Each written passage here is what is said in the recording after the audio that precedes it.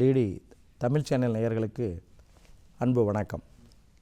சித்தர் வழி மருத்துவத்தில் இன்றைக்கு கேஸ்ட்ரைட்டிஸ்னு சொல்லக்கூடிய அந்த இரைப்பை புண்களை பற்றி நாம் தெரிந்து கொள்ள வேண்டும். நிறைய பேருக்கு இருக்குது. இந்த இரைப்பை புண்ணு இல்லாதவர்களே இல்லை. குழந்தைங்களுக்கு இருக்குது, பெரியவங்களுக்கு இருக்குது. குழந்தைங்களுக்கு ஏன் வருதுன்னு சொன்னால் குழந்தைங்க சாப்பிட மாட்டாங்க. அதே போல் பார்த்திங்கன்னு சொன்னால் அந்த ஃபாஸ்ட் ஃபுட்டுன்னு சொல்லக்கூடிய அந்த மசாலா நிறைந்த பேக்கெட்டில் அடைச்ச உணவுகளையும் தின்பண்டங்களையும் தான் அதிகமாக சாப்பிட்றாங்க. குறைந்த அளவு தான் தண்ணி குடிக்கிறாங்க. உணவில் தயிர் மோர் சேர்த்துக்கவே மாட்டாங்க. அதே போல் பார்த்திங்கன்னு சொன்னால் 3 வேளை சாப்பிட்றது 1 வேளை சாப்பிடுவாங்க. நிறைய பேர் பார்த்திங்கன்னா காலை உணவே சாப்பிட மாட்டாங்க. அதே போல் பார்த்திங்கன்னு சொன்னால் 2 பிஸ்கட்டை சாப்பிடுவாங்க, டீ அதிகமாக குடிப்பாங்க. இது போன்ற பழக்க வழக்கங்கள் தான் இந்த இரைப்பை புண் ஏற்படுவதற்கு காரணம். இதை கேஸ்ட்ரைட்டிஸ்னு சொல்லுவாங்க.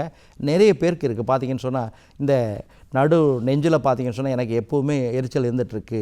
அதே போல் இடது பக்கம் மார்பின் கீழே பார்த்திங்கன்னு சொன்னால் எனக்கு வலி இருந்துக்கிட்டே இருக்குது அப்படின்னு சொல்லி ஆண்களும் பெண்களும் சொல்லுவாங்க, குழந்தைகளும் சொல்லுவாங்க.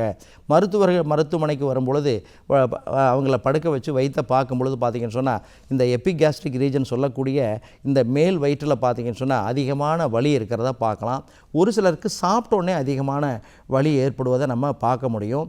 இந்த புண்கள் நாள்பட்ட நிலையில் நாம் குணப்படுத்தாமல் இருந்தால் தான் இது தீவிர நிலை அடைந்து பார்த்திங்கன்னு சொன்னால் பெரியவர்களுக்கு 60 வயது 70 வயதில் பார்த்திங்கன்னு சொன்னால் புற்றுநோயாக கூட மாறுவதற்கு வாய்ப்புகள் அதிகமாக இருக்குது. அதனால் இந்த சாதாரண புண்ணு தான் அப்படின்னு சொல்லி நம்ம என்ன பண்ணுறோம், ஆரம்ப நிலையிலேயே நம்ம என்ன பண்ணுவோம், இதை ஒழுங்காக கவனிக்காமல் மருந்து கடைகளில் போய் என்ன பண்ணுவோம், ஒரு மாத்திரையை நீங்கள் வயிற்று வலிக்கு ஒரு மாத்திரை கொடுங்க அப்படின்னு சொல்லி கேட்டு வாங்கி சாப்பிடுவீங்க.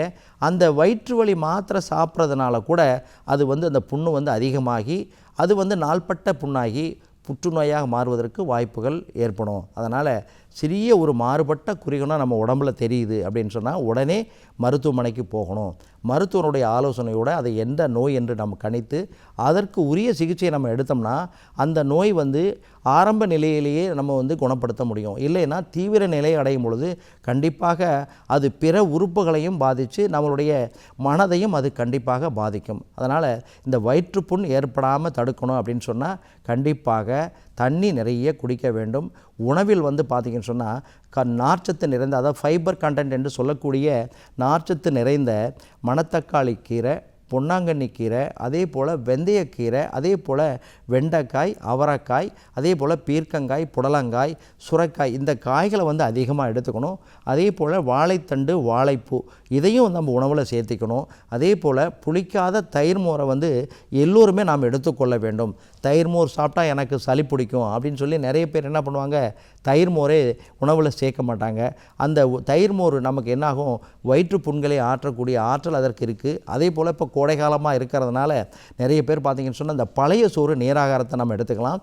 அந்த பழைய சோறு நீராகாரத்தில் பார்த்திங்கன்னு சொன்னால் இந்த வயிற்று புண்ணை ஆற்றக்கூடிய அவ்வளவு மருத்துவ குணமும் இருக்கிறது என்பதை நீங்கள் தெரிஞ்சு கொள்ள வேண்டும்.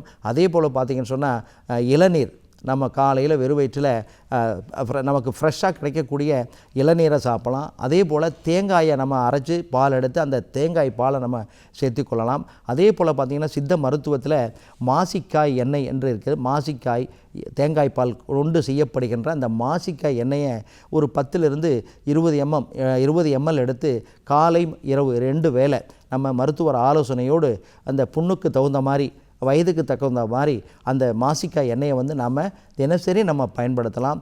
அதே போல் பார்த்திங்கன்னு சொன்னால் தண்ணி நிறைய குடிக்கணும். அந்த தண்ணி பார்த்திங்கன்னா மண்பானை தண்ணியாக இருந்தால் ரொம்ப ரொம்ப நல்லது.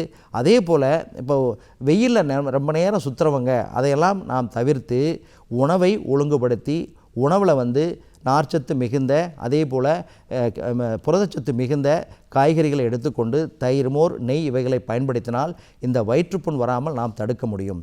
மீண்டும் ஒரு தகவலோடு உங்களை சந்திக்கின்றேன். நன்றி, வணக்கம்.